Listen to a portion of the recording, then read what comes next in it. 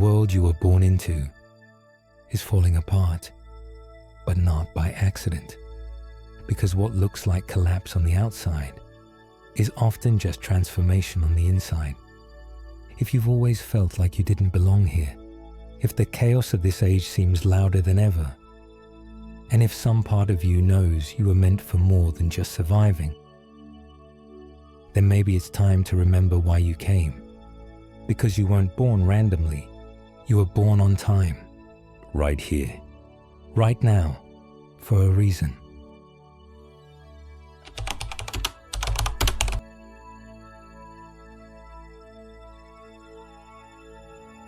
The moment you were born was not random. It wasn't luck. It wasn't fate in the way they teach it. It was alignment, a convergence of cosmic timing and soul agreement. You were sent here, not because Earth was easy, but because it was changing. And you carry something that was needed for this exact moment in human history. Long before you took your first breath, there was a knowing inside your soul, a purpose encrypted in light. You didn't choose this timeline for comfort. You chose it for transformation, for revolution, for remembrance. You looked at a world on the brink of collapse and said, "Yes, send me." Because deep inside, you understood what most have forgotten, that endings are not destruction. They are invitations. And you were born into the ending of an age. You may not remember the moment you chose this path, but your life has been whispering it back to you ever since. In your questions, in your restlessness, in the way you see through illusions that others still believe, you've always sensed that something wasn't right here. The systems, the structures, the noise. You felt it in your body before you ever put it into words. And that feeling, that quiet ache, was never a flaw. It was a signal, a sign that your soul did not come here to sleep. You came here to wake up and help others do the same. But awakening doesn't happen all at once. It happens in waves, sometimes through pain, sometimes through beauty, but always through contrast. You had to forget for a while so you could remember more fully. You had to walk through the dark to recognize your light. You had to be shaped by the world before you could reshape it. Look at the world now. Systems failing, truth rising, the old collapsing so the new can emerge. This is not coincidence. This is the shift. And your presence here isn't background to the story. It's part of the unfolding. You are not here to pass time. You are not here to blend in. You are here because your soul carries codes, frequencies, and gifts that this age requires. Maybe you felt small, lost, unsure of your place. But the truth is, you've always been a seed, and seeds don't look like much until it's time to grow, until the season calls them to rise. And now, right now, that season has begun. You don't need to have it all figured out. You only need to trust that the part of you that feels different is the part the world needs most. Your sensitivity, your vision, your knowing. These are not burdens, they're blueprints. You are born now for a reason, not to run from the fire, but to carry the light through it. The age of Aquarius isn't just a phrase pulled from astrological texts or spiritual circles. It's a shift in the very frequency of reality, a turning of the cosmic wheel that changes everything we know about time, truth, and the self. For over 2,000 years, humanity lived under the energetic blueprint of the age of Pisces, a cycle ruled by hierarchy, belief, and illusion. But now, that age is ending, and something new is being born. Not slowly, not quietly, but through upheaval, through awakening, through a deep call back to inner truth. This is the age of Aquarius, and you are living inside the opening chapter. To understand why this matters, you have to understand the nature of these ages. Each one lasts roughly 2,160 years, based on the precession of the equinoxes, a slow wobble in the Earth's rotation that moves us backward through the zodiac. These are not random divisions, they are energetic epochs. Each age carries a distinct collective lesson. In Pisces, the lessons were about faith, sacrifice, illusion, and the power of unseen belief. Religions rose, empires expanded. Humanity was asked to follow, to believe in saviors, to give their power to kings, popes, prophets, and systems. But Aquarius is different. Aquarius is not about following, it's about awakening. It's ruled by air, by electricity, by thought, by vision. It disrupts the old and brings in the future. It decentralizes the sacred and invites each individual to become their own authority. In the Aquarian frequency, you don't need a middleman to reach the divine. You only need to remember that the divine has always lived within you. This shift isn't happening in theory, it's happening now. You see it in the collapse of institutions, in the mass questioning of systems we once trusted, in the rise of decentralized technology, global consciousness, and the reclaiming of individual truth. These are not isolated trends. They are symptoms of a new age settling in. And here's the part most people don't realize. Transitions between ages are not gentle. They're chaotic, messy, loud, because one frequency is trying to leave while another is trying to root itself in. And the souls who incarnate during this time, like you, are not here to float above the storm. You're here to anchor the new frequency, even while the old one fights to hold on. That's why you feel the tension. That's why you see through things others accept. That's why your soul aches for authenticity, for truth, for purpose. You are tuned to a different era, not the one that's dying, but the one that's being born. The age of Aquarius matters because it's not just a shift in the stars, it's a shift in you. And the more aligned you become with this energy, the more you remember who you really are. Not a follower, not a bystander, but a messenger, a frequency holder, a soul who said yes to building a new world. And that yes still echoes in your bones. Long before you opened your eyes in this lifetime, you chose this. Not just your name, not just your body, but the moment, the timeline, the chaos, the transformation. You knew what was coming.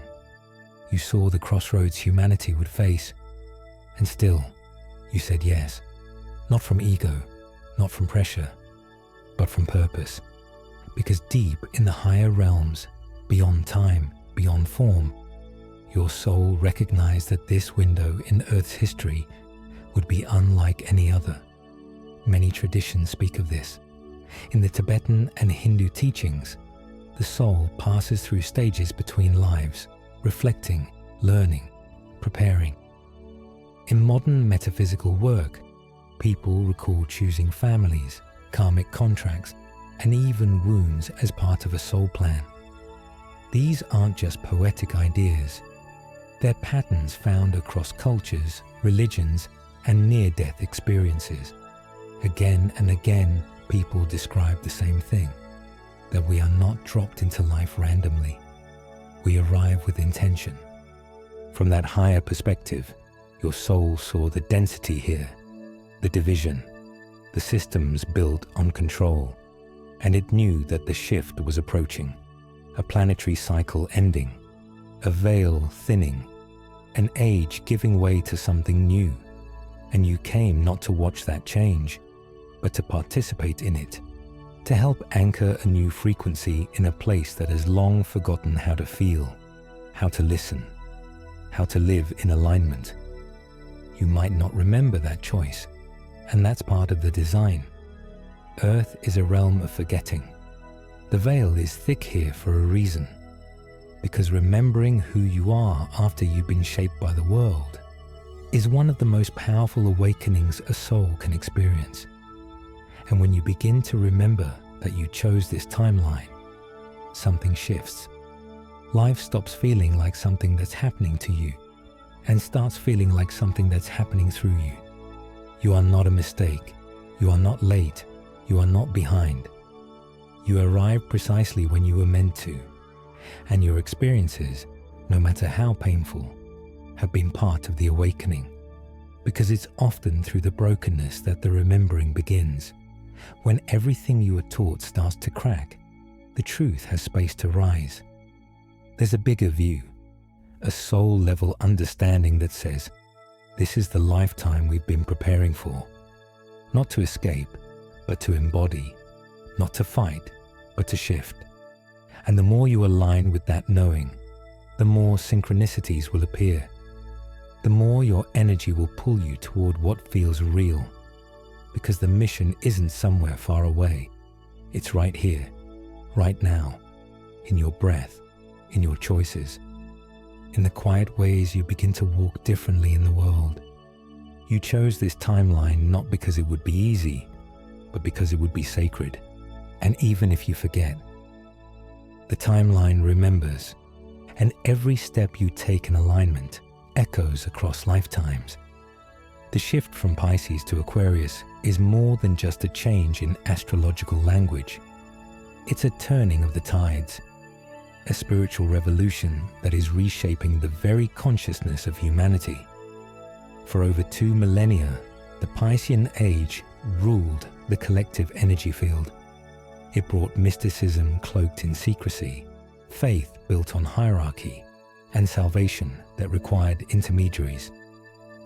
The symbol of Pisces, 2 fish swimming in opposite directions, reflected the duality, the struggle between illusion and truth, spirit and form, self and savior. And in that age, the lesson was to believe, even without understanding. But every age has its expiration. And now, the current is changing. Aquarius doesn't ask for blind belief. Aquarius asks for awakened knowing. The water bearer pours truth from the heavens, not to control, but to liberate. And as that cosmic water flows, it dissolves the structures that no longer serve the soul. We are watching religions lose power, institutions collapse, and hidden knowledge resurface after centuries of suppression. This is not destruction. This is evolution. The collective psyche is being rewired. And at the center of that rewiring is you. Because the shift is not just out there, it's happening within you. Every time you choose authenticity over performance, intuition over programming, truth over comfort, you are embodying the Aquarian frequency. And the more people do this together, the faster the collective consciousness begins to rise. In Pisces, spirituality was externalized. You went to a temple, confessed to a priest, followed a doctrine. In Aquarius, the temple is within. The teacher is your own soul. The divine is not above you. It breathes through you. This is the revolution, a return to direct connection, to spiritual sovereignty. It doesn't ask you to abandon all paths. It asks you to walk them with eyes open. It doesn't tell you what to think. It shows you how to feel what resonates as true. This transition hasn't been smooth. It's been chaotic, disorienting, and painful for many. Because the systems built in Pisces were designed to keep people asleep, to reward obedience and punish questioning. But Aquarius brings the opposite. It activates the mind, opens the throat, electrifies the nervous system. It awakens the part of you that says, I must know for myself. That voice is not rebellion, it's remembrance. A remembering of who you were before the programming began. Right now, the world stands in the in-between. One age gasping its final breath, the other just beginning to rise. And the souls who are awakening during this time are not here by accident. They are the bridge, the builders, the ones who carry ancient wisdom and futuristic codes in the same heartbeat. The spiritual revolution isn't coming. It's already here. And it begins every time you choose to trust your own inner knowing over the noise. Because this shift is not just in the stars, it's in your soul. You may not remember the moment your soul chose this mission, but it remembers you. It leaves signs, small echoes, in your everyday life. Not in loud declarations or perfect clarity, but in subtle nudges, synchronicities, and shifts in perception. If you're listening closely, you'll start to notice your awakening isn't something that happened all at once. It's something that's been unfolding in waves, slowly calling you back to who you really are. One of the first signs is that nothing feels the same anymore. The job that once gave you pride suddenly feels empty. Conversations feel shallow. The pace of modern life begins to feel like noise instead of progress. You start to feel out of sync with the world, not because something is wrong with you, but because your energy is starting to rise above the old frequency. What once entertained you now bores you. What once felt safe now feels confining. That discomfort, it's not dysfunction, it's transformation. It's your soul saying, you've outgrown this version of you. Another sign is the sense that you're remembering things you were never taught. You find yourself drawn to ancient wisdom, sacred texts, energy work, astrology, or spiritual practices you've never studied, but somehow already know. You feel deep resonance with teachings that others brush off. It's not curiosity, it's recognition. That magnetic pull isn't random. It's your soul retrieving pieces of its purpose. You may also feel more sensitive than you ever have. Crowds become overwhelming. Small talk becomes exhausting. You pick up on the emotions of others more easily. This isn't weakness, it's refinement. Your nervous system is tuning itself to receive clearer signals from higher consciousness. You're not just empathic, you're expanding. And this sensitivity is a strength once you learn how to protect and channel it. Dreams become more vivid. Time feels strange. People from your past begin to fall away. New ones enter with electric familiarity. You start seeing number patterns, hearing the same message in different places. You wake up in the middle of the night with insights you didn't ask for. These aren't coincidences.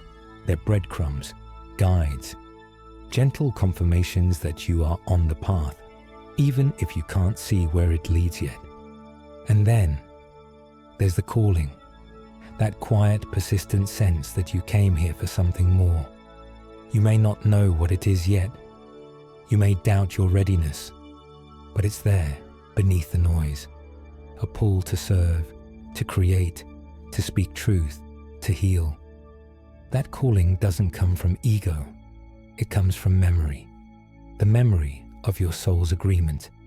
You don't need a lightning bolt moment. You don't need a grand vision. You only need to notice the signs, trust the shifts, follow the energy, because your mission doesn't begin when everything is perfect. It begins when you begin to listen. The signs have always been there. You're not waiting for your purpose to arrive. You're waking up to the fact that it's already inside you.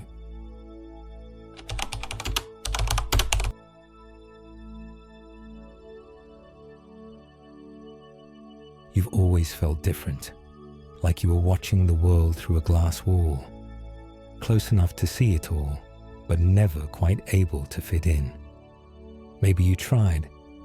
Maybe you shaped yourself to match the noise, played the roles, spoke the language, followed the script, but somewhere inside, something always felt off. Not wrong, just misaligned. That feeling wasn't a flaw, it was a signal. A quiet message from your soul that said, you weren't made for the old world, you were born for what comes after it. Many awakened souls report this same sensation, a childhood filled with wondering why others seemed content with things that felt empty, a teenage hunger for meaning that couldn't be explained, an adult life that looked normal on the outside, but felt hollow on the inside. This isn't narcissism or drama, it's resonance. Your inner frequency never matched the artificial rhythms of this world, and that's because it wasn't supposed to. You came encoded with Aquarian energy, frequencies from the future. Your ideas feel radical because they are evolutionary. Your feelings run deep because you're tuned into something beneath the surface. You see through illusions, not because you're cynical, but because your soul remembers a time when truth was felt, not sold. This difference has shaped your entire life. You've likely attracted challenges that forced you to question yourself. You may have been misunderstood, rejected, told you were too much or too sensitive. And in response, you may have hidden your light, dimmed your fire, pretended to belong. But the reason you never fully did is because you weren't meant to. You weren't sent here to adapt to dysfunction. You were sent here to interrupt it, to be different in a world that survives on sameness, to carry wisdom that feels foreign until the moment it's remembered, and that moment is beginning to arrive. The age of Aquarius is calling forward the ones who never fit, the wanderers, the empaths, the rebels, the healers, the quiet visionaries, all those who felt too strange, too soft, too awake. Your time has come, not to become someone new, but to become who you already are. Because what once made you feel isolated is now your gift. You were never here to walk the straight path. You were here to walk the sacred one, the spiral, the inner road, the truth that doesn't follow lines, but pulses like a drumbeat from within. And now, as the world begins to shake, that drumbeat is getting louder. So if you've always felt different, there's a reason. The old world wasn't built for your light, but the new one cannot rise without it. You're not here to blend in. You're here to remember, to awaken, to lead. And your difference is the doorway. There's a silence that comes before the remembering. A stretch of time where everything feels hollow, disconnected, unfamiliar. Even when you're surrounded by people. It's not just sadness. It's not just confusion. It's a spiritual loneliness.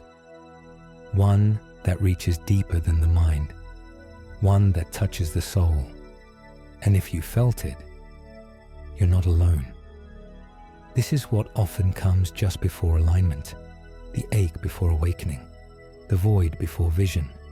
Because when the soul begins to stir, the world around you doesn't shift right away. In fact, it often gets quieter, more isolating. The friendships that once felt safe start to feel forced. The conversations feel surface level.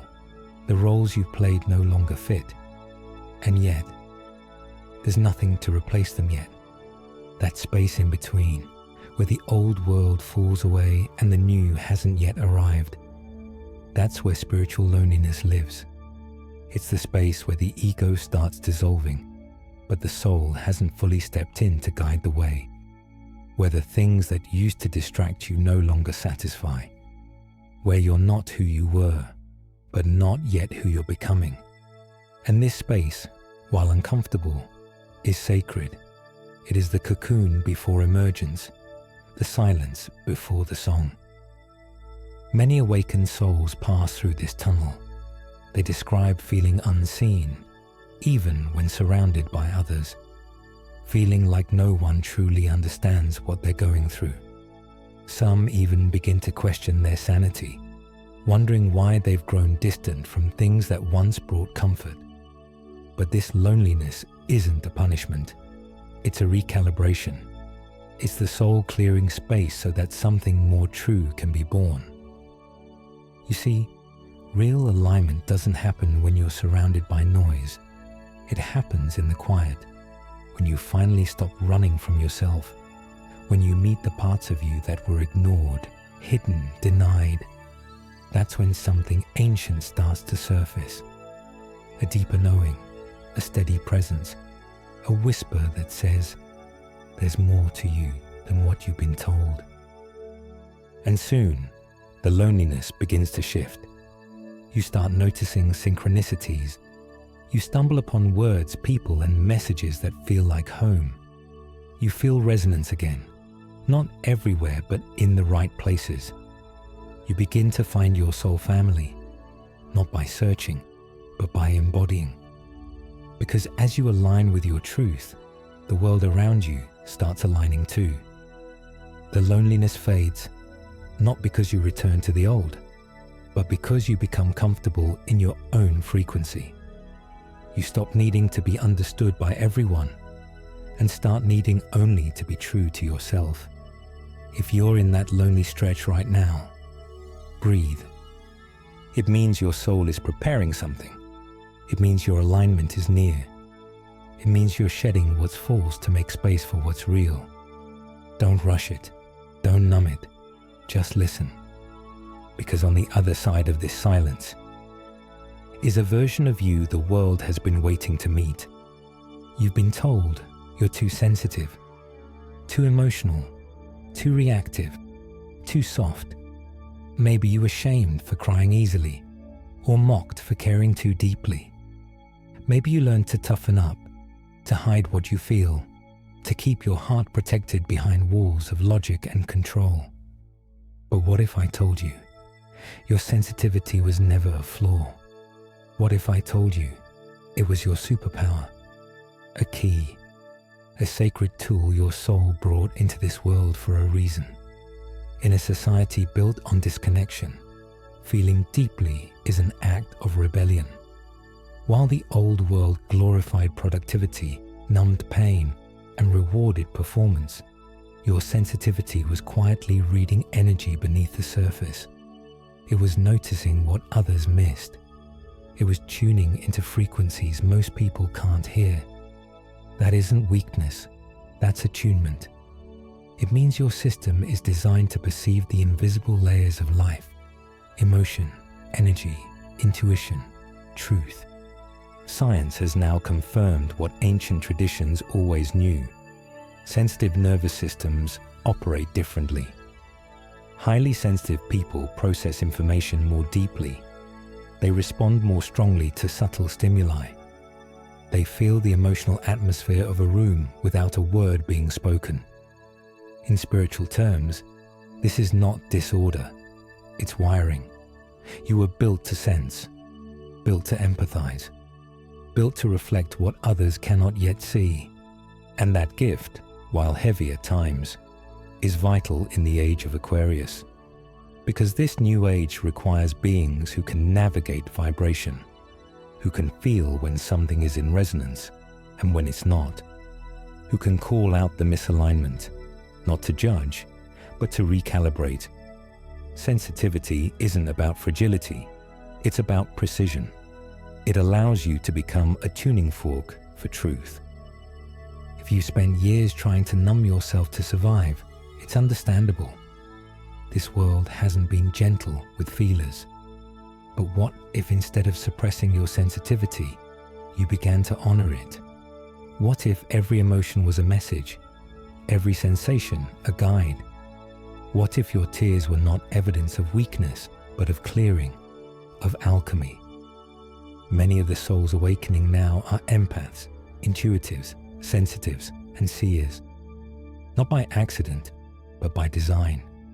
You are here to feel what the world refuses to face, to help transmute pain into presence, to bring softness into structures that have grown too hard. And yes, it's challenging. Yes, it requires boundaries. But don't confuse challenge with mistake. You are not broken. You are finely tuned. The more you embrace your sensitivity, the more powerful it becomes. Not as emotion out of control, but as awareness in service. You begin to move differently. Speak with intention. Choose your environments with care. You stop trying to harden. You start learning how to anchor light, even in dark spaces. So when the world tells you you're too sensitive, smile. Because what they call too much is exactly what this new world needs more of. Your sensitivity is not a weakness, it's a compass, a gift, a key. And when used with love, it unlocks the wisdom only the heart can carry.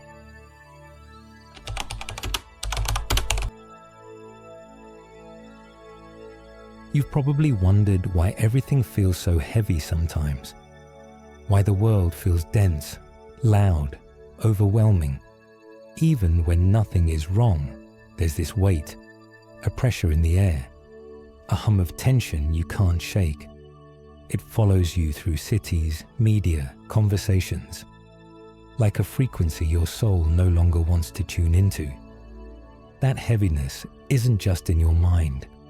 It's the energetic residue of an old world, one you're outgrowing. The age of Pisces built a world rooted in separation. Separation from self, from nature, from the divine. We were taught to look outward for truth, to follow authority, to suppress emotion, to chase success over meaning. Institutions rose from these ideals. Churches, governments, corporations, all structured to reinforce control. And over time, those systems calcified. They became heavy with rules, hierarchies, dogma, and fear. They stopped evolving and started imprisoning. Your soul wasn't built for that. You weren't made to move through life disconnected. You weren't designed to trade your essence for approval. That heaviness you feel in so many aspects of modern life. It's the drag of outdated energy trying to hold you down. It's the ache of being awake in a sleeping world. But that ache has a message. It's telling you what no longer fits, what no longer resonates. It's the friction between who you've been told to be and who you truly are. Even the Earth is responding to this energetic shift. Science confirms rising levels of stress, burnout, anxiety, especially among those waking up. Sensitive souls feel the distortion of modern society like a pressure system. You're not imagining it. The lies, the illusions, the noise, they weigh more on a soul that's beginning to remember. It's not that you're too fragile, it's that you've stopped numbing. And when you stop numbing, you start feeling everything the old world tried to hide. But here's the truth. The heaviness is not yours to carry. It may pass through you, it may press against you, but it does not belong to you. And as you awaken, you begin to see it for what it is. A teacher, a mirror, a signpost pointing toward liberation. Because when something feels heavy, it means something needs to be released. A belief, a pattern, a role. The moment you recognize the weight, you're free to put it down. You're not here to adapt to the old world. You're here to outgrow it, to dissolve the density with light, with presence, with radical truth. You are a bridge between worlds, and your discomfort is the proof that the old paradigm can no longer contain you. So if life feels heavier now than it used to, it's because you're rising.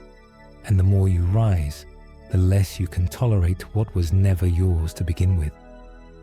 Let the heaviness be the signal, not to shrink, but to expand. There's a moment in every awakening when something breaks. A job ends, a relationship crumbles, a health crisis, a betrayal, a sudden collapse of what once felt solid. You don't plan for it, you don't expect it. But deep down, something in you knows. This isn't just random. This is the first activation. The moment the old self begins to fall away, and the true self starts to emerge. For some, it's subtle, a slow unraveling. For others, it's loud and violent, like life grabbed them by the shoulders and shook everything loose. Either way, it feels like the ground disappears beneath your feet, like everything you've built is slipping through your hands. It's terrifying, disorienting, And yet, somewhere in the wreckage, there's a strange sense of clarity, a flicker of something deeper trying to get through. Ancient wisdom speaks of this moment, the dark night of the soul, the ego death, the sacred rupture. In mythology, it's the hero's descent into the underworld. In psychology, it's the breakdown that precedes the breakthrough. But in every tradition, the message is the same. What falls apart wasn't meant to last. What remains is what's real. This isn't punishment, it's preparation. The first activation is your soul's way of clearing space. You can't carry old structures into a new frequency. You can't cling to who you were while stepping into who you're becoming. And so, life rearranges things for you, not to hurt you, but to strip away everything that was never truly yours. Sometimes it looks like loss. Sometimes it looks like chaos. But always, it brings you to the edge of your identity and asks a question that echoes through the silence. Who are you without all this? And that's when the remembering begins. Not instantly, not clearly, but in pieces, in symbols, in the pull to start over, to rebuild from a different center, to follow a thread of intuition that makes no logical sense, but feels like home. This is when your soul starts speaking louder than your conditioning. This is when your mission, long buried under layers of survival, begins to stir. You may resist. You may grieve. That's okay. Awakening is not a straight line. It's a spiral, a sacred undoing. And that first fall is what cracks the shell, what lets the light in, what forces you to ask the questions you've spent a lifetime avoiding. Why am I here? What is all this really for? And if everything I thought I needed is gone, what now? The truth is, the collapse wasn't the end. It was the invitation. The first activation was never about destruction. It was about initiation. Because when everything falls apart, that's when your soul steps forward and says, now, we begin.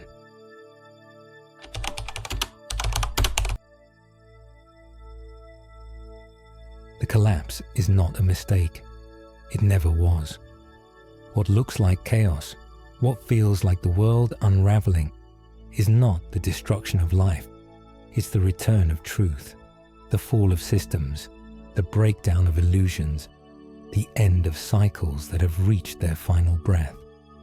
And while it may feel terrifying, it is sacred, because without the collapse, the awakening could not unfold. Everything in nature moves through seasons. There is growth, there is decay, there is death, and then there is rebirth.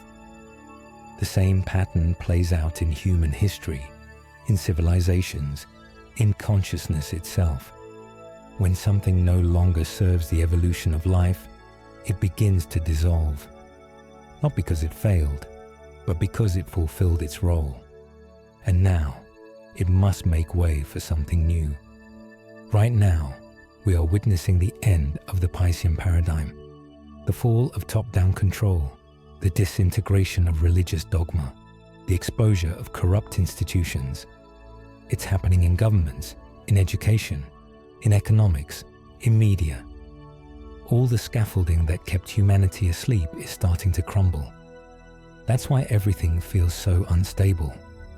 Because the ground we stood on wasn't real.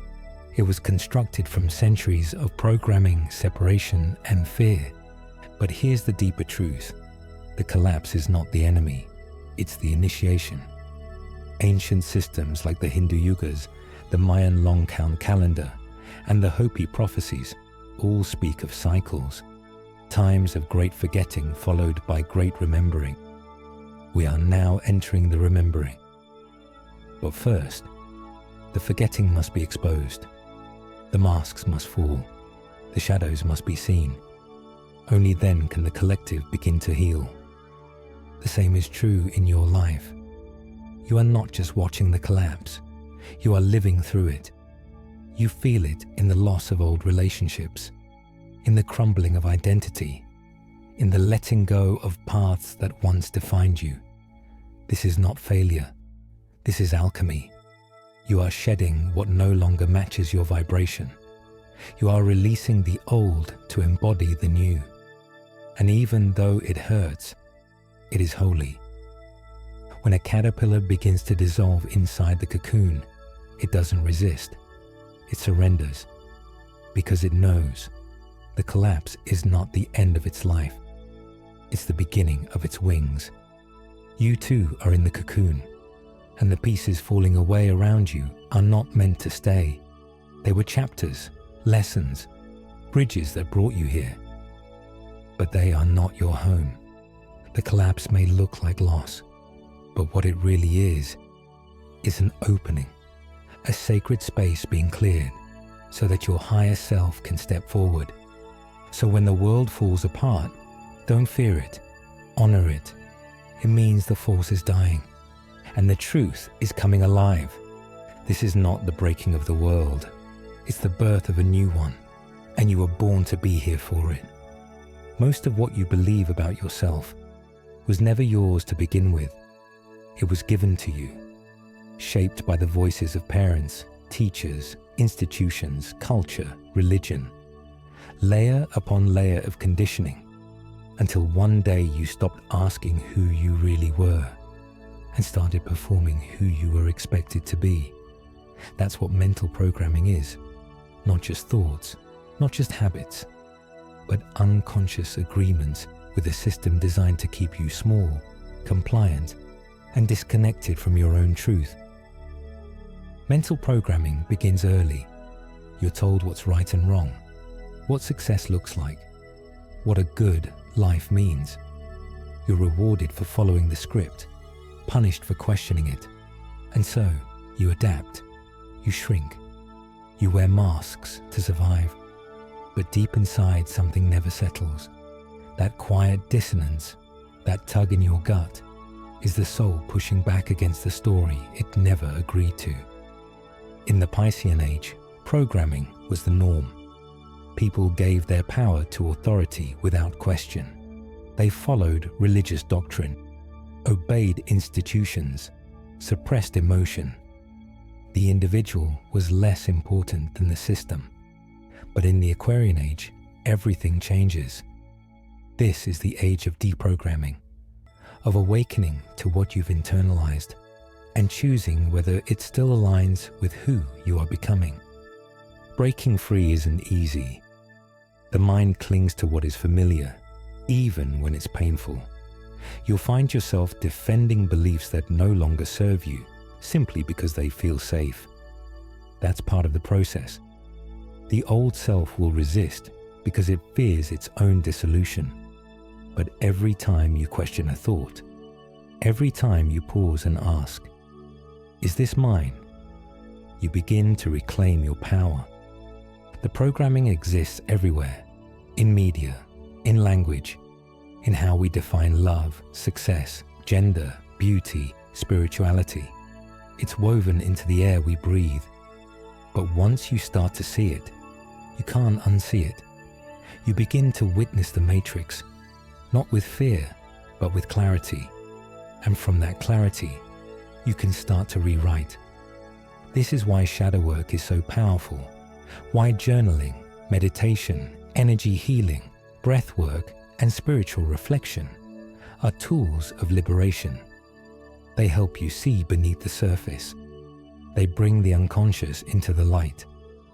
And when you bring awareness to a pattern, it loses its control over you.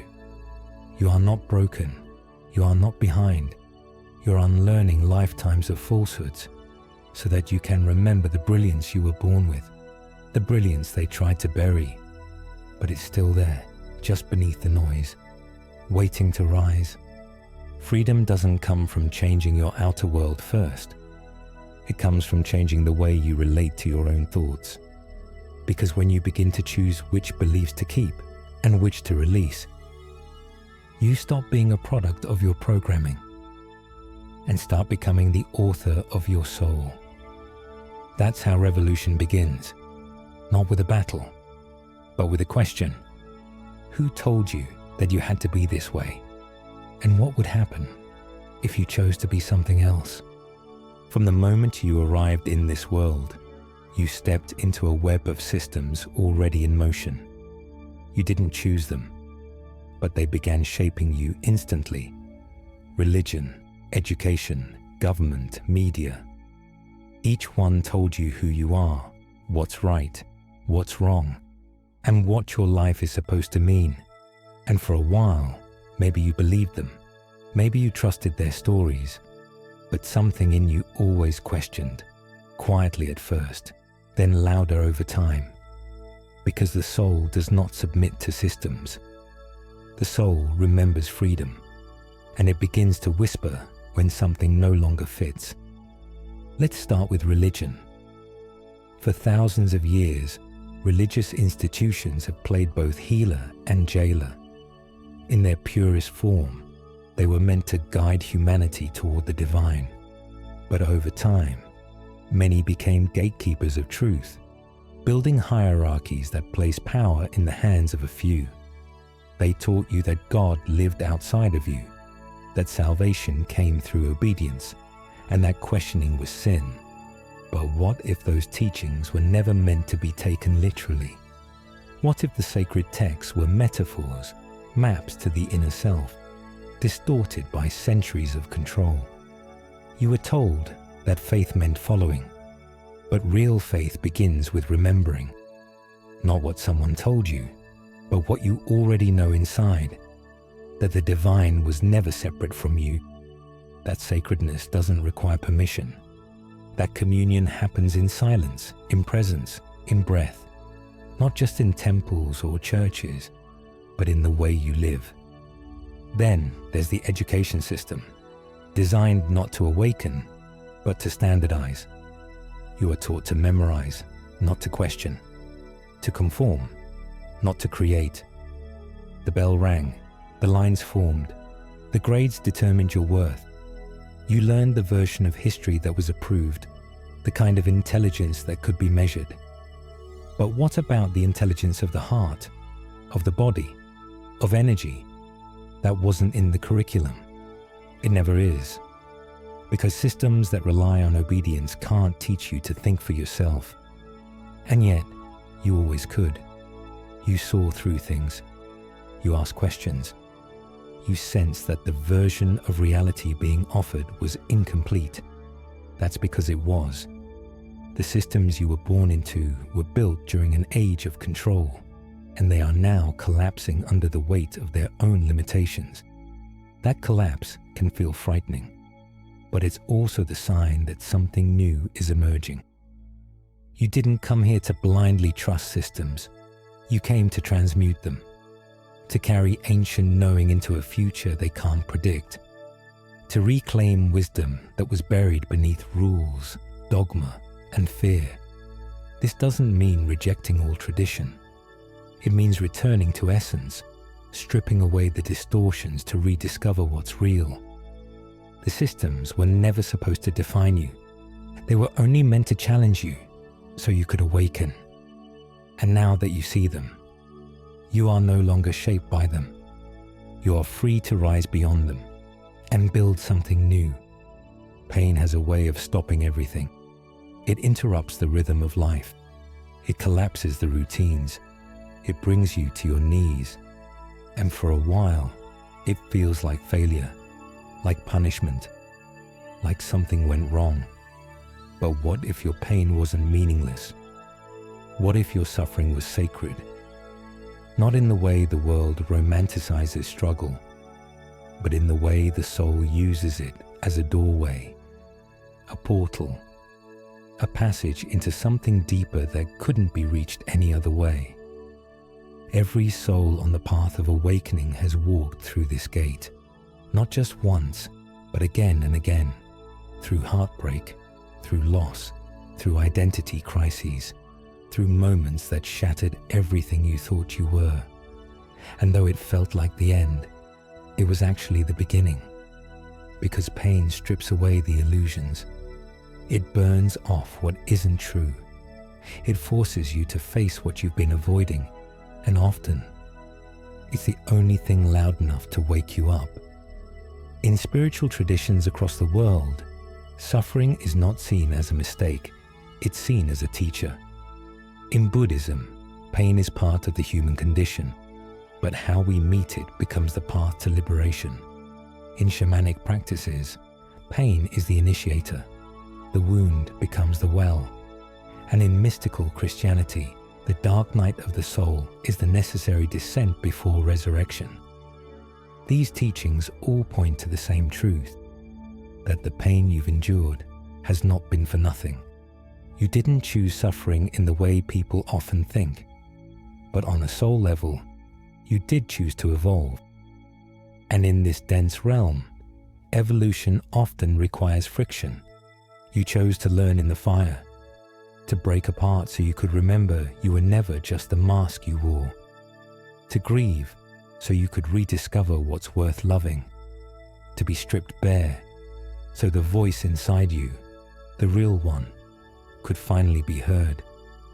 There's a wisdom born only through the depths, a strength that comes not from avoiding pain, but from meeting it with presence, with honesty, with breath.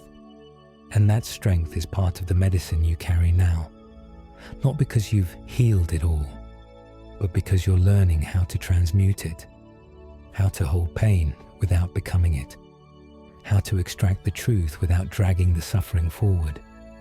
And the deeper truth is this: your pain cracked something open. It brought you closer to your humanity. It softened your heart. It sharpened your vision. It connected you with others in a way that only shared vulnerability can. It turned your wounds into windows, and those windows let the light in. You are not broken because you've suffered. You are radiant because you've survived. And beyond survival, you're beginning to remember how to thrive. The pain wasn't the end of your story.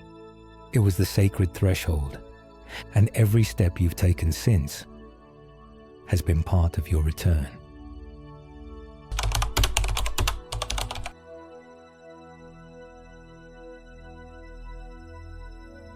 The person you thought you were was never the whole story.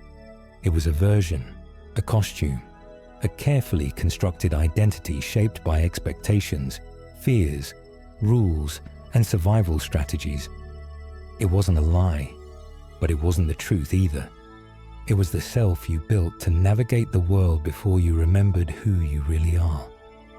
And now, that self is starting to unravel.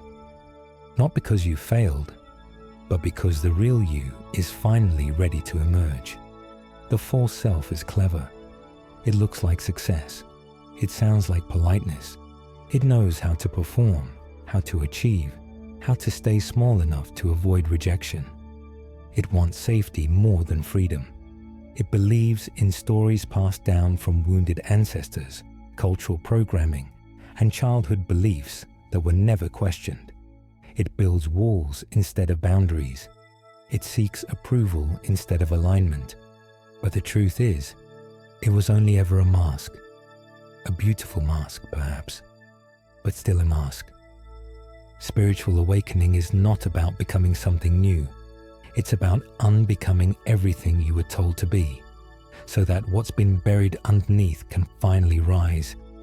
This is the work of deconstruction, and it's not easy, because the false self often comes with rewards, social belonging, external validation, familiarity. Letting it go can feel like death. In a way it is. It's an ego death, a letting go of everything that once defined you, so that the deeper self, the soul, can breathe.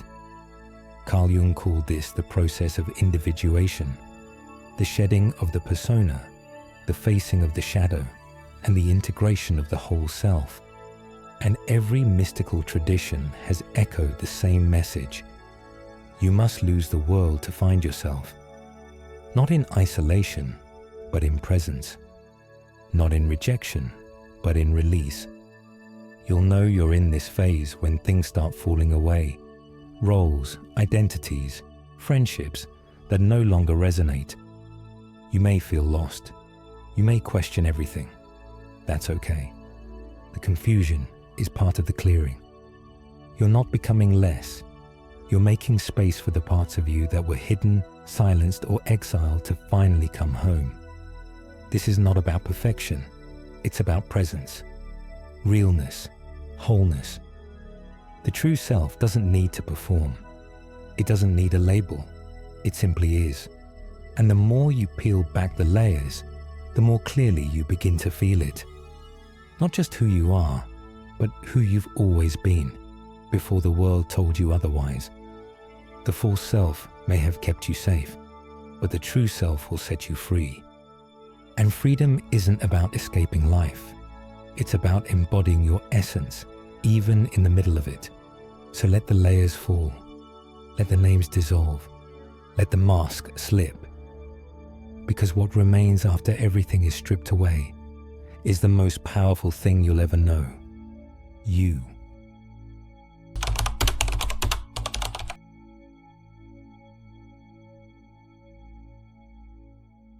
There comes a moment in the awakening where something shifts. After the breakdowns, after the shedding, after the silence, a spark begins to flicker. A soft but unmistakable awareness rises. You came here with something. Not just to heal, not just to observe, but to offer, to serve, to remember the gifts that were written into your soul before you were ever born. These aren't just talents or hobbies. These are soul-level imprints, encoded blueprints that were chosen for this lifetime, to be activated at the right moment. And that moment isn't waiting in the future. That moment is now. Soul gifts look different for everyone. For some, they come as healing hands, energy that moves through touch, through presence, through intention. For others, it's in the voice, a truth that pierces illusion, or a tone that opens hearts. For many, it comes through art, through intuition, through the ability to hold space, to see between the layers of what others miss. You may be the one who calms the storm in others without saying a word, or the one who speaks a sentence that shifts someone's path forever. But here's the thing. Your gifts don't always arrive with clarity. At first, they feel like longing, like attraction, like the urge to follow something you can't quite name. That's because they awaken through trust, not force, through surrender, not strategy. You don't figure out your gifts, you allow them to unfold, often in unexpected ways. In indigenous cultures, the elders didn't choose who the healers were. The gifts revealed themselves through dreams, through challenges, through sacred tests that broke the ego so the soul could step forward. The same is true now. Your deepest gifts are often hidden behind the wounds you've carried. The trauma you've transmuted becomes the frequency you now carry for others. What you've survived becomes the doorway through which others can find their way. And this is the power of the Aquarian age. It amplifies authenticity. It dissolves hierarchy. You don't need to be ordained to be a guide. You don't need permission to speak truth. You don't need to be ready in the old sense of the word. If your heart is open, if your intentions are pure, if you are willing to be a vessel, you are already being called. The more you align with who you really are, the more your gifts begin to flow. Synchronicities increase. The right people find you.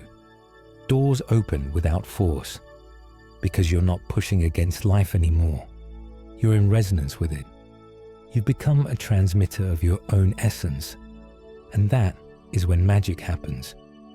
You don't need to do what everyone else is doing. You need to do what you came here to do, and only you can feel what that is. So listen closely. Follow what lights you up. That pull you feel isn't fantasy. It's the map, the memory, the mission, and it's time. The old world taught us that power lived in systems, that healing came from outside. That truth had to be approved, measured, or certified. But as we step into the Aquarian age, a new kind of power is rising.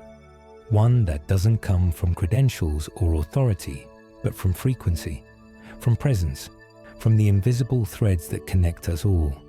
And in this new paradigm, the tools of transformation aren't just medicine or logic, they're energy, their sound, their art, their vibration. These are not new tools, they're ancient ones, timeless technologies the soul has always known. But they are returning now with new resonance, because the collective is finally ready to remember what was once dismissed. Energy healing is one of the clearest examples. Practices like Reiki, Qigong, chakra alignment, and intuitive bodywork are no longer fringe. They're becoming essential. Because healing isn't just physical, it's emotional, energetic, spiritual. And when the subtle body is out of alignment, no amount of surface-level treatment can restore wholeness. Energy responds to intention, to emotion, to attention. Your hands can carry healing when your heart is open. Your presence can soothe when your mind is clear. You don't need to be born with special powers. You are the power. The moment you begin to understand that everything is vibration, your entire approach to healing begins to shift. Art is another sacred tool, not just as decoration, but as activation. Visuals, symbols, sacred geometry, they bypass the rational mind and speak directly to the unconscious. They unlock remembrance. Whether you create or observe, art has the power to move energy, to shift timelines, to reveal truths that words never could. In many indigenous traditions, song and drawing were used in ceremonies to communicate with spirit. These weren't hobbies, they were medicine. The voice, too, holds incredible magic. In the beginning was the word. Sound carries frequency, whether through mantras, affirmations, toning, or spontaneous vocal expression. Your voice is a tuning fork. It vibrates through the body, clearing stagnation, restoring coherence, and awakening parts of the self that have been dormant. Speak truthfully, and you recalibrate your field. Sing from the soul, and you become a bridge between dimensions. And then there is vibration itself, the very foundation of this new age. From cymatics to sound baths, tuning forks to crystal bowls, science is finally catching up to what mystics have always known. Everything is energy, and energy can be moved. You don't have to understand all the mechanics. You just need to feel it, trust it, allow it to work through you. These tools are not about performance. They're not for show. They're sacred technologies your soul came into this life already carrying. You're not learning them. You're remembering them. You don't need permission to begin. Only presence. Only willingness. And as you create, speak, sing, or offer healing, you're not just helping others. You're helping to build the vibrational scaffolding of a new world. There are many names for the ones who came here to help shift the collective frequency. Some call them Starseeds. Others say Gridkeepers, Lightworkers, Indigos, or simply awakened souls. These labels aren't meant to create separation. They're meant to give language to a memory that lives deep within you. A memory of origin, of purpose, of why you feel so different in a world that often feels upside down. Starseeds are souls believed to have originated from other realms, other planetary systems, or higher dimensions. They are not better or more evolved. They are simply here with a unique frequency, a frequency that often doesn't resonate with Earth's older systems. That's why so many Starseeds report feeling alien, disconnected, or homesick for a place they can't name. But their role is not to escape Earth. It's to anchor light into it, to help awaken humanity from the dream of separation by simply being who they are. Gridkeepers are those who are deeply connected to the Earth's energy lines, its ley lines, vortex points, and sacred sites.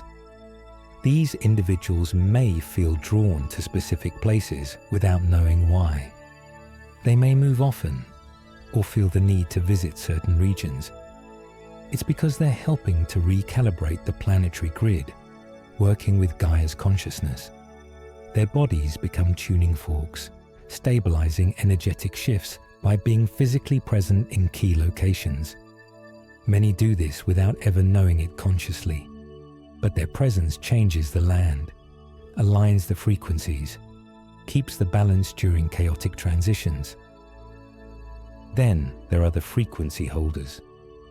These are souls who came here simply to be, not to lead, not to teach, not to heal in traditional ways, but to hold a vibration of peace, truth, and remembrance within their field. Their presence alone shifts the atmosphere. When they walk into a room, something softens. When they speak, hearts open. They may not say much. They may not even realize what they're doing, but they are anchoring the Aquarian energy through their state of being.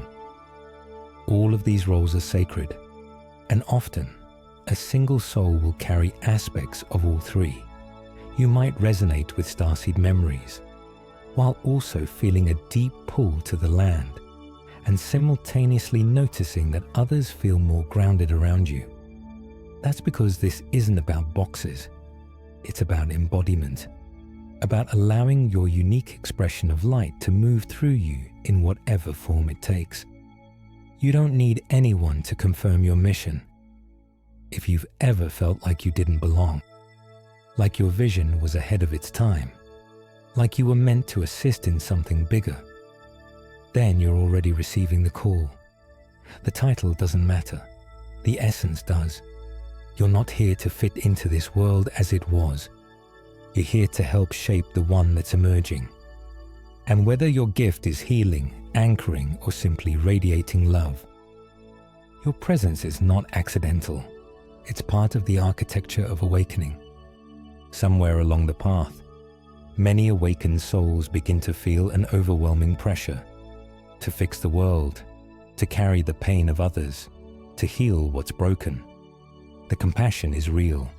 The desire to help is beautiful, but the belief that it's your job to save the world is not only false, it's exhausting. You weren't sent here to carry the entire weight of humanity. You were sent here to shift something inside you and around you, to raise a frequency, not to bear a burden. Saving implies that something is failing, that the world is on the brink of permanent collapse unless someone intervenes. But what if the world isn't broken?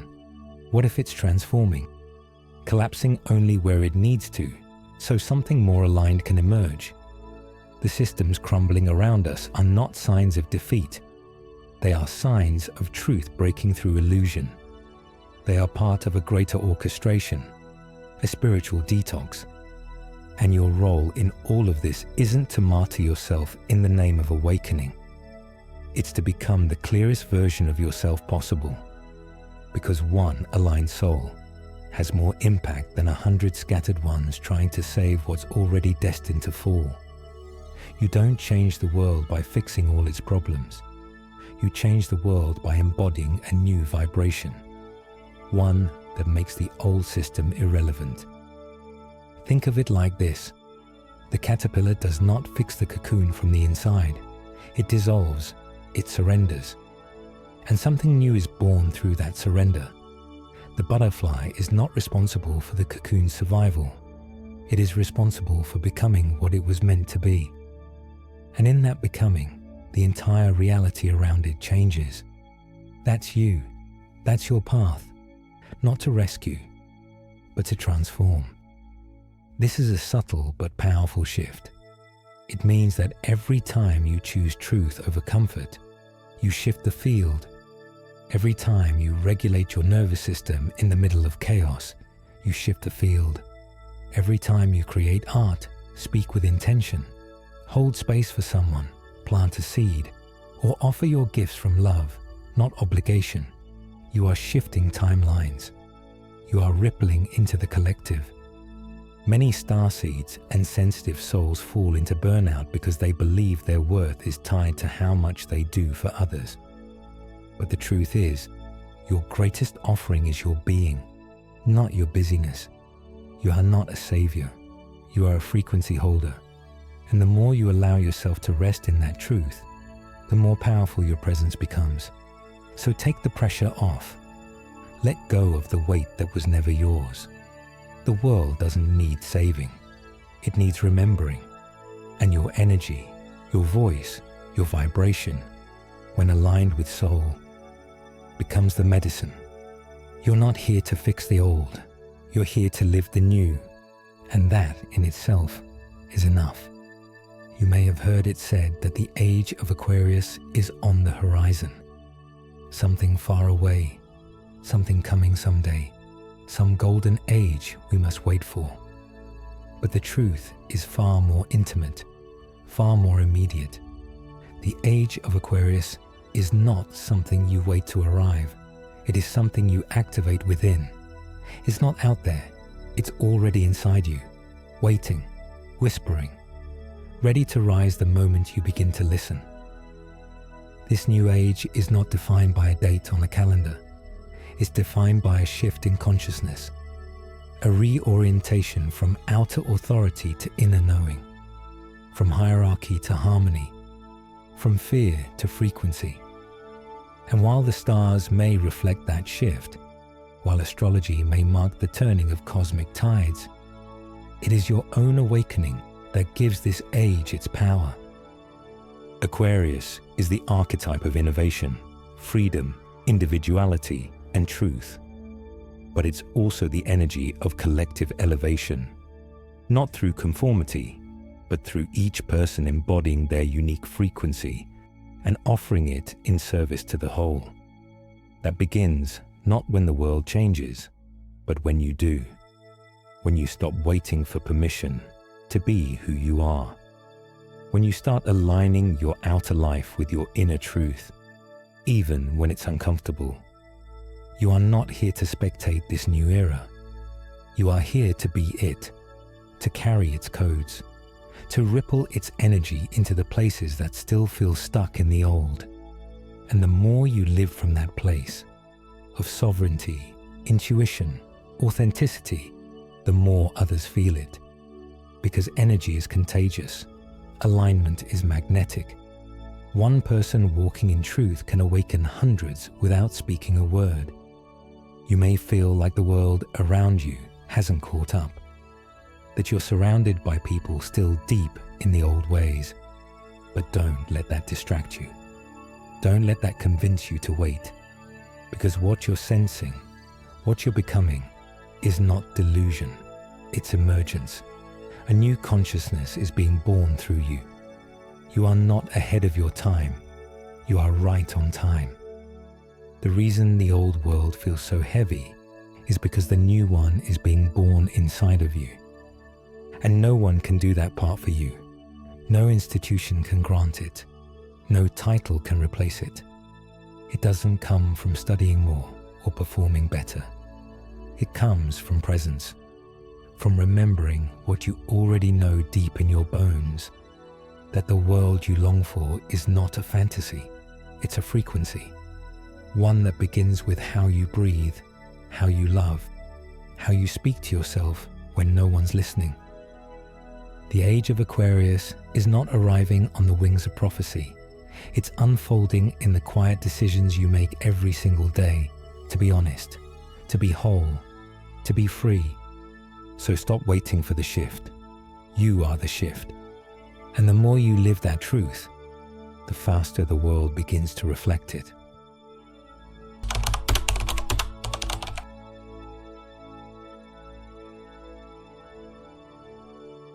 There's a compass inside you. Quiet, steady, always pointing north. Not the geographic kind, but the soul's direction. You felt it before. that knowing without explanation, that soft inner pull towards something that made no logical sense but felt undeniably right. That's your inner compass. And in the Aquarian age, learning to trust it is not optional. It's essential.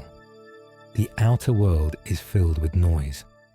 Opinions, algorithms, cultural trends, fear-based messaging, advice from those who don't walk your path. If you're not careful, that noise becomes a substitute for truth. It drowns out your inner voice.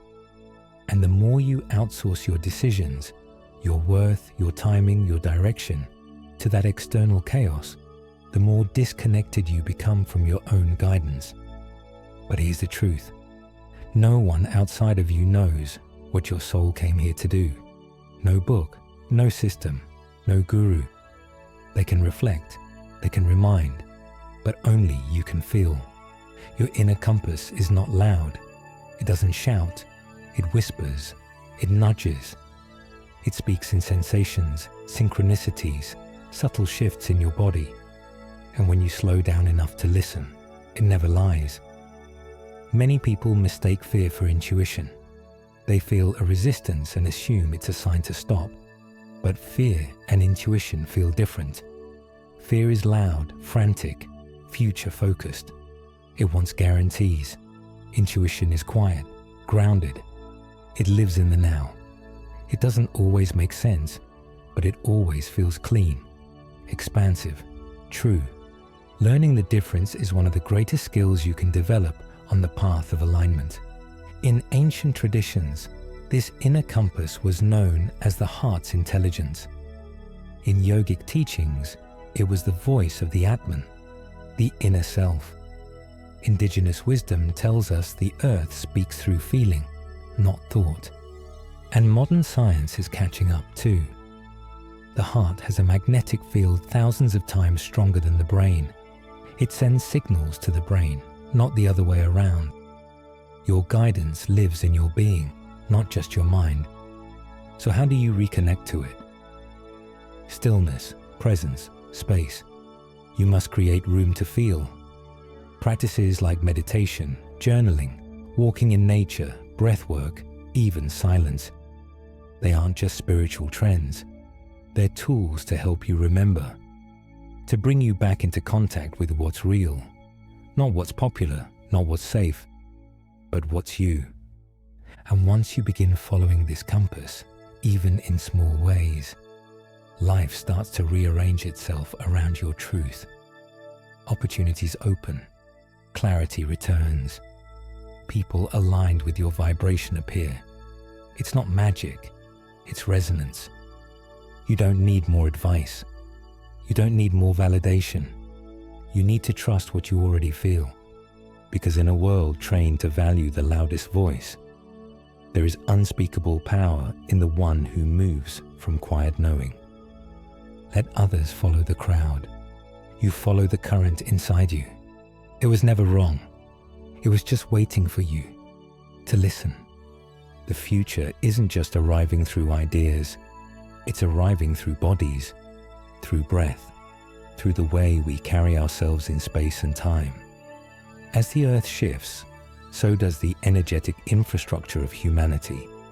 And that change is happening in the most intimate place of all, your nervous system. Because in order to hold more light, more truth, more coherence, the body must become a vessel that can feel without fracturing. The new earth begins not in the sky, but in your cells. The old paradigm trained us to override the body, to disconnect, to numb. Productivity was prioritized over presence. Discomfort was medicated instead of met. Emotions were labeled as weakness. And so, the nervous system adapted. It learned to brace, to contract, to keep you safe by keeping you small. It wasn't betrayal, it was survival. But the Aquarian age doesn't require survival. It requires regulation. It requires capacity. It requires embodiment. Your nervous system is more than just a bundle of wires transmitting electrical signals. It's a translator between the soul and the physical world. It stores trauma. It remembers joy.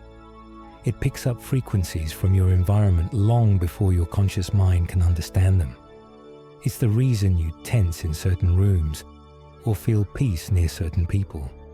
And as your awareness grows, your system must recalibrate so it doesn't shut down from the intensity of truth. Many of the symptoms people are experiencing right now, fatigue, anxiety, emotional swings, sleep disturbances, aren't flaws. They're indicators that the body is trying to keep pace with the soul's expansion. Ascension isn't about leaving the body. It's about learning how to live inside it, fully, without running.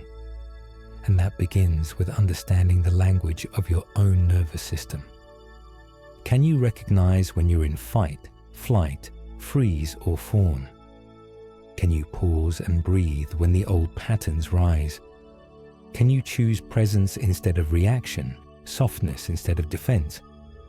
These are spiritual practices, not just for monks or yogis, but for the architects of the new earth.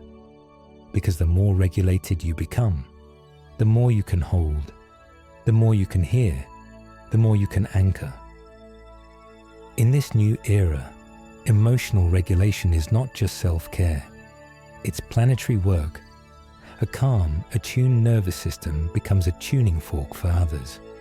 You walk into a space and bring coherence with you, not by effort, but by frequency.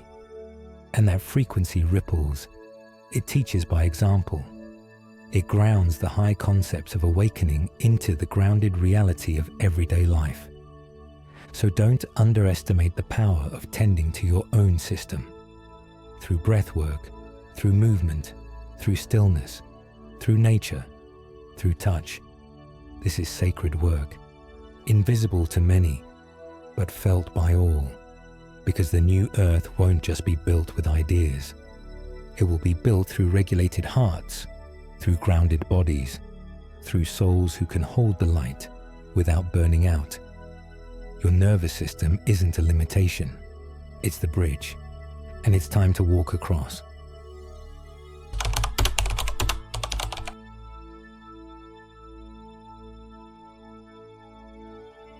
Authenticity is often misunderstood. It's been reduced to buzzwords, mistaken for oversharing, or confused with rebellion. But real authenticity, the kind that reshapes reality, is not about being loud, dramatic, or different for the sake of it. It's about being true. So true, in fact, that your words, your choices, your energy, and your presence become indistinguishable from your essence. In the age of Aquarius, authenticity is not just encouraged. It is a spiritual practice, a form of devotion, a quiet revolution. You weren't born to be a copy. You weren't designed to play a role, to chase approval, or to shrink yourself into a version of acceptable. And yet, most of us were taught from a young age to adapt, to please, to hide, to become who the world could understand, while burying the parts that made us feel too different, too sensitive, too alive. But now, the world is shifting, and those very parts of you, the ones you've hidden, are the keys. True authenticity begins not with expression, but with listening inward, asking yourself what is real, and being brave enough to honor it, even when it's messy, even when it makes you stand alone, even when the voice inside you whispers something radically different from the world around you. That's not defiance, that's alignment. And alignment is what your soul craves most. This doesn't mean saying whatever you want, whenever you want. It means acting from coherence, from presence, from a deep connection to your own integrity. It's asking, is this coming from love or from fear? Because sometimes the most authentic thing you can do is stay silent. Sometimes it's to speak. Sometimes it's to walk away from something you once thought was your path, not because it's wrong, but because it's no longer true. In a world that rewards performance, authenticity becomes a form of spiritual rebellion. It's radical to not pretend, to not mold yourself, to let people see your real feelings, your real timing, your real self, even when it makes others uncomfortable. But every time you choose to live that way, something powerful happens. Your nervous system relaxes, your energy aligns, you become magnetic, not because you're perfect, but because you're real. Authenticity is what brings the spiritual down into the body. It's what makes the mystical practical. It's not about crystals or mantras or visions. It's about consistency between your inner truth and your outer life. And that takes courage. Because to live authentically, you must be willing to be misunderstood, to disappoint others, to shed masks that once kept you safe. But what you gain is worth everything. Peace, clarity, freedom, the ability to move through life without constant self-abandonment, the ability to trust yourself. You don't have to be anyone else. You don't have to play roles that drain you. You don't have to carry false versions of yourself just to be loved. You are not here to perform. You are here to embody, and that is the practice. Relationships in the Aquarian age are no longer about survival. They're not about completing each other, filling voids, or fitting into outdated molds of romance, friendship, or family. They're about resonance, alignment, growth. They're about frequency over form. And this shift is calling for a deeper kind of connection. One built not on dependency, but on authenticity, presence, and soul recognition.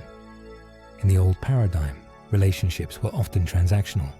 They were rooted in roles, expectations, and control. Marriage meant obligation. Friendship meant proximity. Family meant loyalty at any cost, even at the cost of yourself. Many connections were based on staying safe, staying comfortable, or staying small. But in this new age, the energy is different. It's cleaner, lighter. It demands truth. That means relationships now serve as mirrors, not masks. They reflect back the parts of ourselves we've denied, avoided, or forgotten. This isn't always comfortable. In fact, many of the people you're drawn to in this season of awakening will challenge you, not because they're toxic, but because their energy is inviting you to evolve. And sometimes, that evolution requires endings. You'll outgrow relationships. People you once felt deeply connected to may suddenly feel distant. Conversations that once flowed may begin to feel hollow. That's not a failure. That's frequency shifting. It's the soul's way of clearing space so that new, aligned connections can enter. Ones built on mutual expansion, not mutual trauma. The Aquarian age values energetic sovereignty. That means two whole beings meeting, not to complete each other, but to amplify each other, to reflect, support, and elevate without losing their center. In this model, there's space for individuality within connection. There's room to breathe, to evolve, to speak the unspoken. And that kind of space creates trust, deep, real, soul-level trust. Communication becomes sacred. Boundaries become normal. Emotional intelligence becomes the foundation, not the exception. You start to attract relationships where both people are committed to their own inner work, where accountability isn't feared, but welcomed, where silence isn't a threat, but a place of peace. This applies to all relationships, not just romantic ones. Friendships in the Aquarian age are no longer just about convenience. They're about resonance. You'll begin to notice who drains you and who nourishes you, who inspires you to rise and who pulls you back into roles you've already outgrown. And slowly, with love, you'll start choosing different. You'll also begin to see that your most important relationship is the one with yourself. That the more deeply you honor your own truth, the more clearly you recognize truth in others. And from that space, Connections begin to flourish in new, unexpected ways. You don't need a lot of people. You need aligned people. People who meet you soul to soul, not mask to mask. The Aquarian age isn't about finding your other half. It's about becoming whole, and then meeting others who are doing the same. And from there, everything becomes sacred. Creation is inevitable. Whether you realize it or not, you are always creating through your thoughts, your words, your energy, your choices. But the quality of that creation changes depending on where it's coming from. In the old world, most people created from wounding, from the hunger to prove, from the ache to be seen, from the need to feel safe, validated or loved. And while this kind of creation can still lead to success, it often comes at a cost. It drains the soul. It burns out the body. It leaves you constantly chasing something that never truly satisfies. But something is shifting now. A new way of creating is emerging. One rooted not in lack, but in wholeness, in the energy of already enough. This doesn't mean perfection. It means presence, integrity. It means creating because your soul wants to share, not because your pain demands to be heard. When you create from wounding, everything feels like a performance. You measure yourself by results. You compare. You doubt. You force things to happen, and then wonder why they don't feel aligned. But when you create from wholeness, the process itself becomes sacred. It's not about impressing. It's about expressing. Not about outcome, but about offering. The art becomes the prayer. The voice becomes the ritual. The act of creating becomes the healing. Wholeness isn't a destination. It's a choice you make over and over again. To return to the truth of who you are. To bring your full self to the moment, even if that self is still unraveling. Wholeness is not about having it all figured out. It's about honoring your essence as it is. And from that place, everything you birth carries a different frequency. One that nourishes rather than extracts. One that heals rather than hooks. You can feel the difference. A song written from soul sounds different. A painting born from stillness looks different. A message spoken from inner alignment lands differently. Because energy doesn't lie. What you carry inside will always shape what you create outside. This is why inner work is not separate from your mission. It is the mission. The more you clear, the more you align. The more you remember, the more potent your offerings become. You're no longer creating to be someone. You're creating to reveal who you already are. And in this age, this Aquarian unfolding, the world doesn't need more performance. It needs presence, not more noise, but more resonance. Your authenticity is the medicine. Your coherence is the channel. And your creations are invitations for others to rise, to remember, to return to their own wholeness. So before you build, speak, write, sing, teach, lead, pause. Ask yourself, where am I creating from? If the answer is fear, tend to it. If the answer is pain, feel it. If the answer is love, trust it. Because when you create from wholeness, you don't just make things, you make realities.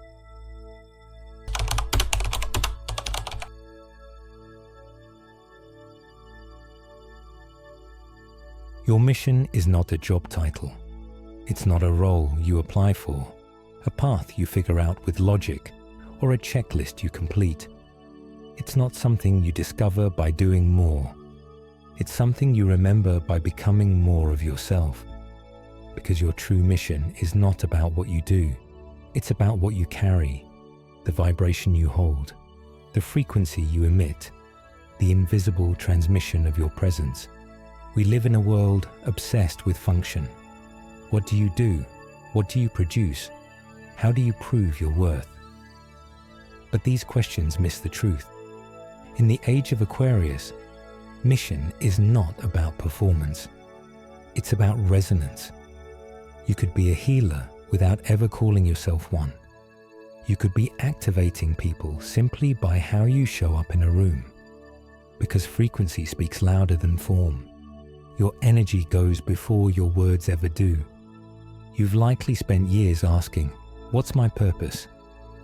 You've searched for clarity, direction, a clear assignment.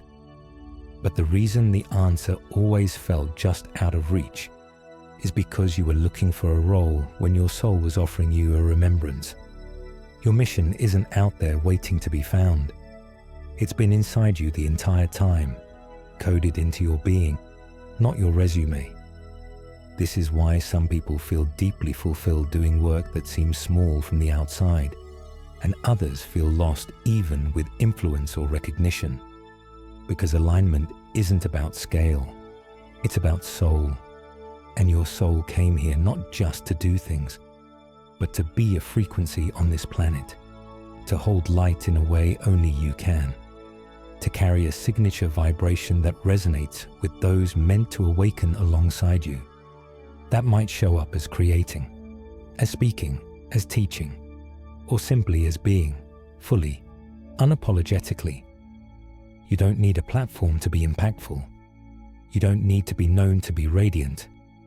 If your presence helps someone breathe easier, if your words remind someone they're not alone, if your art or stillness or truth recalibrates even one person, you're already living your mission.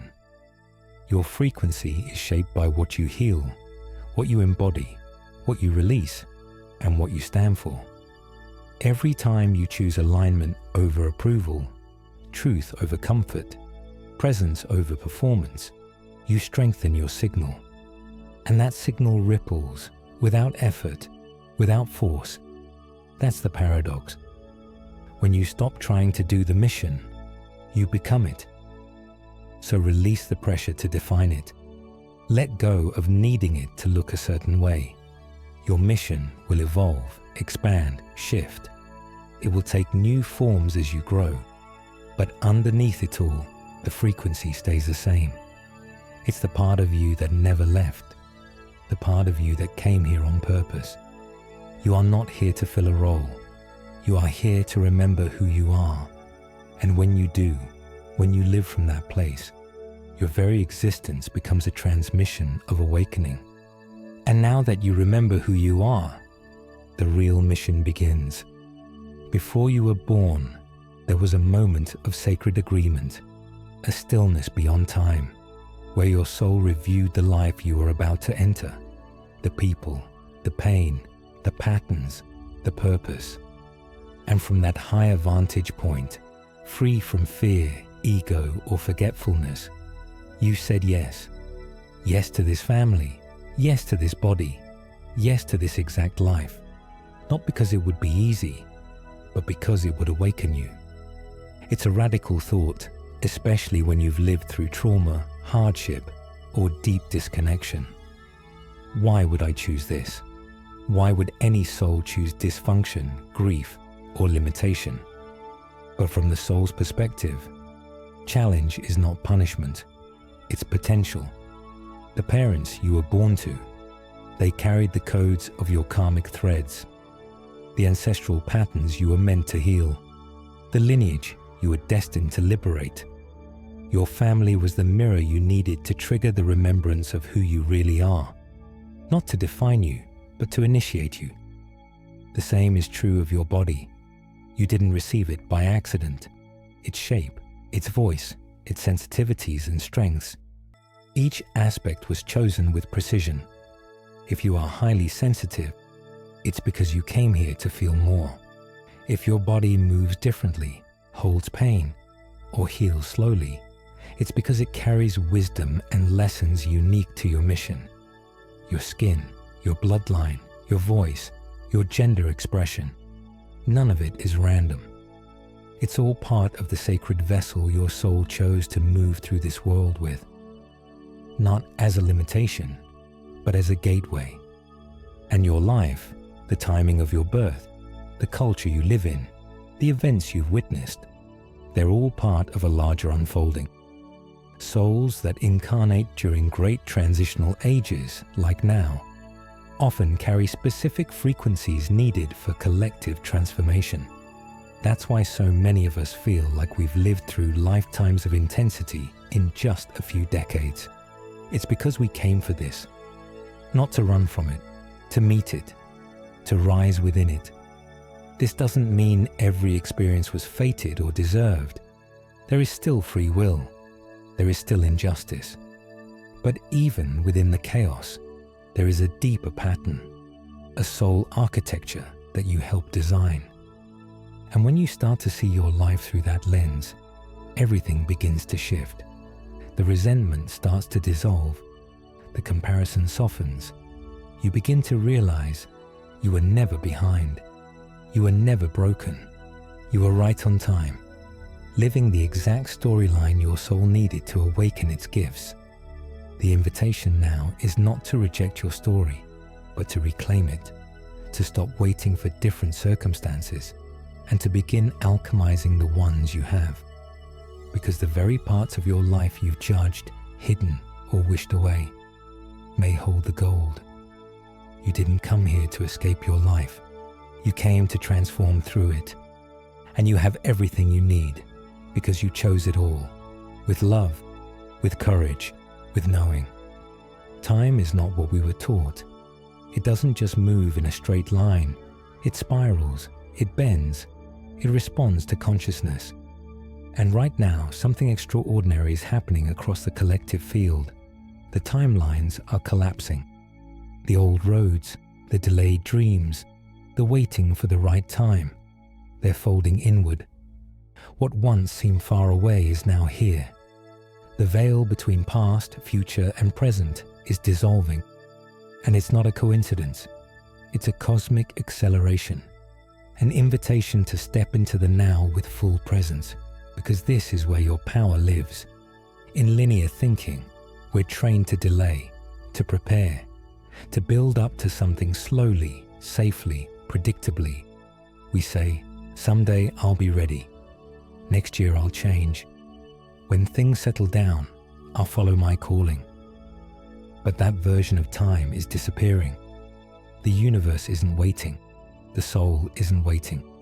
The energy of the planet is speeding up, and those who are attuned can feel it in their bones. Something is urging you to move, to choose, to shift. You may notice things happening faster, manifestations coming quicker, or falling apart before they even begin. Doors opening and closing in days rather than years. That's timeline collapse. You're no longer being stretched across futures that weren't aligned. You're being asked to decide and to match your frequency to the reality you truly want. This is not pressure, this is liberation. Because the moment you stop projecting your power into the future, you reclaim it in the present. You stop waiting to be perfect. You stop deferring your soul's truth. You start realizing that your next level isn't hiding behind more preparation. It's hiding behind your willingness to be here fully, right now, with all that you are.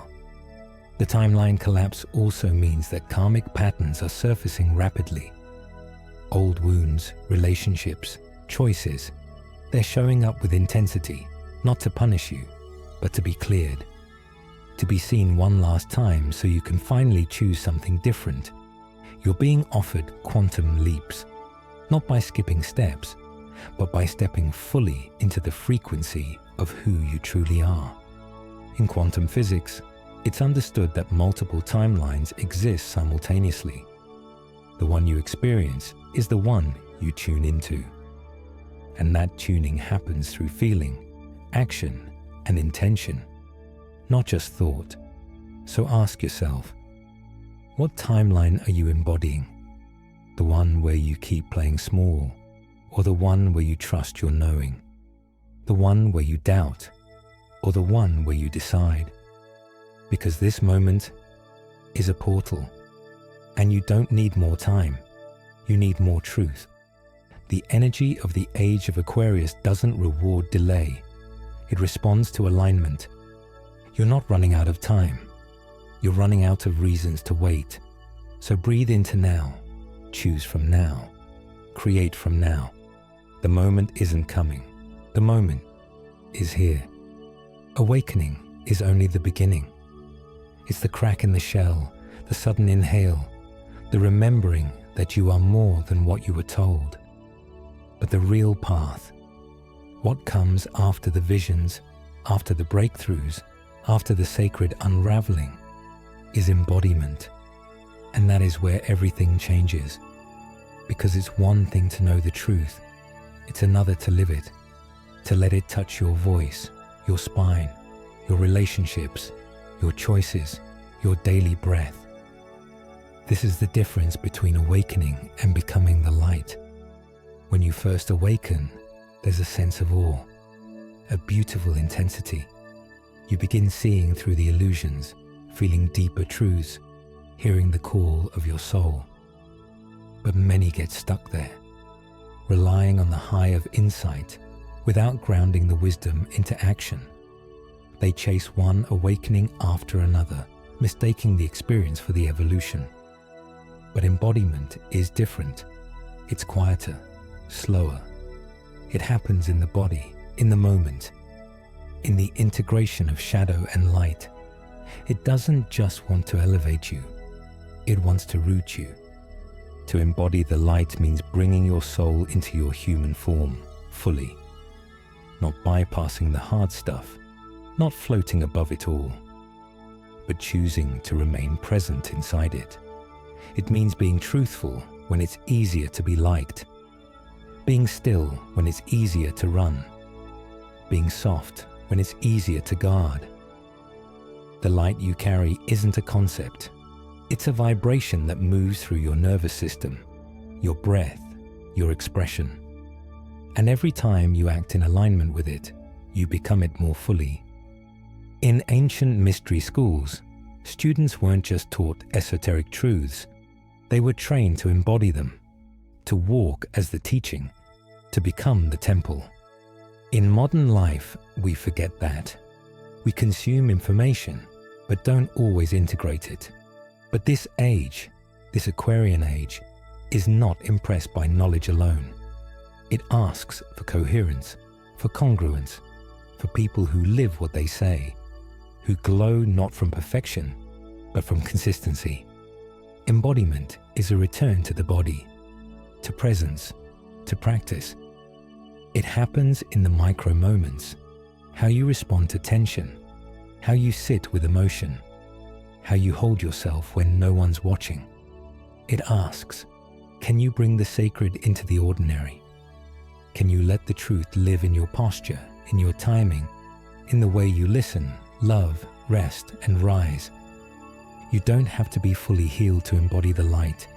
You only need to be available to it. The light doesn't need your performance, it needs your presence. And when you start living from that place, your life becomes a beacon. Not because you're trying to shine, but because you are aligned.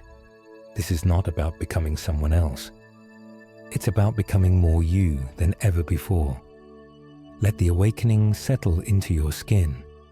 Let the light move into your bones. Let your soul take up space, fully, here now. Because you are not just here to witness the light. You are here to become it. You're still here for a reason.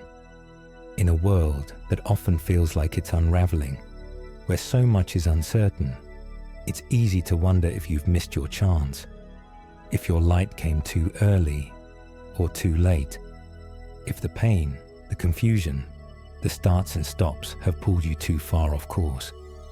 But the truth is, you are right on time.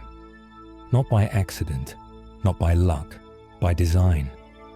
You're still here because your soul chose this, not for punishment, for purpose, for presence, for impact. And that impact doesn't always look like something grand. It doesn't need to be a platform, a brand, a stage.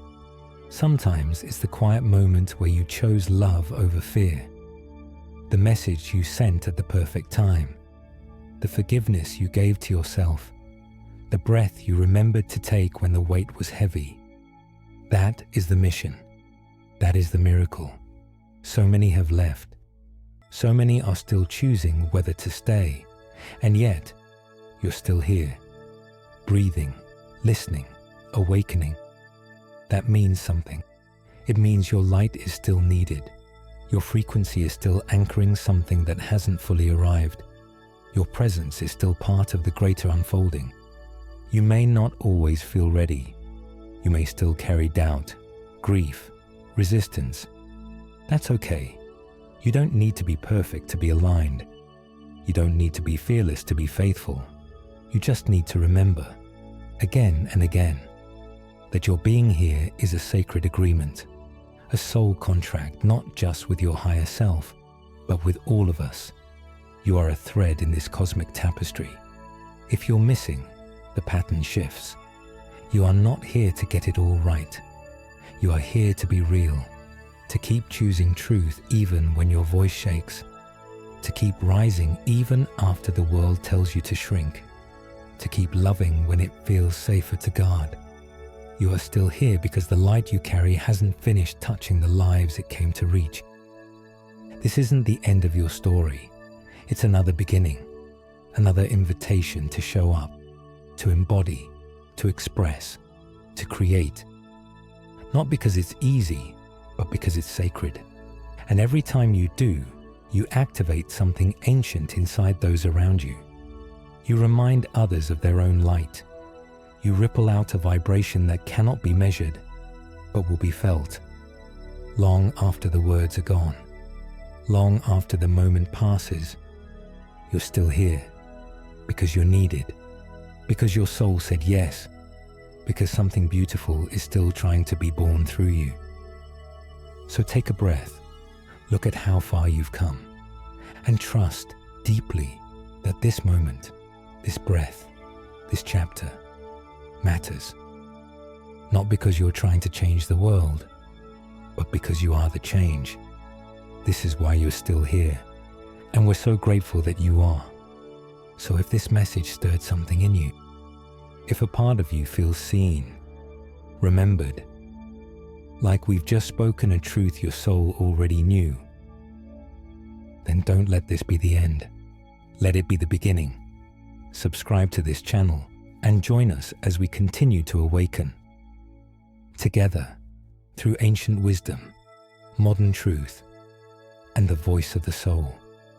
Leave a comment below. Tell us what chapter spoke to you. What part of your mission feels like it's starting to rise? Because your voice is part of the awakening. And if someone you love needs this message, share it. Be the bridge. Be the mirror. Be the spark that helps them remember why they're still here too. This isn't just a channel. It's a movement, a frequency, a hidden voyage we take together. We're not here to be passive. We're here to embody light. And it starts with you. See you in the next transmission. Stay awakened, stay aligned, and never forget, you're here on purpose. And we're so glad you are. Soul Whisper and Soul Creator, the hidden voyage. If this journey moves something in you, don't let it end in silence. Let it echo. Share it with someone still afraid to speak of death, still avoiding the mirror, still pretending time is infinite. Let this video be the hand you extend, the torch you pass, the doorway they didn't know they were seeking. Leave a comment, not just to speak, but to witness. What part of you is beginning to awaken? What have you been avoiding that now asks to be seen? And if your soul feels ready to keep walking, deeper, quieter, truer, then this is your place. Not just a channel, but a temple. Subscribe and join a circle of seekers who no longer run from the end because they've begun to live from it. We release these videos like offerings, each one a prayer, each one a mirror, each one a map to awaken before the end, to remember who you are beneath the name, to walk together, toward what cannot die, one breath at a time, one truth at a time, one sacred step on the hidden voyage. Soul Whisperer and Soul Creator. The Hidden Voyage.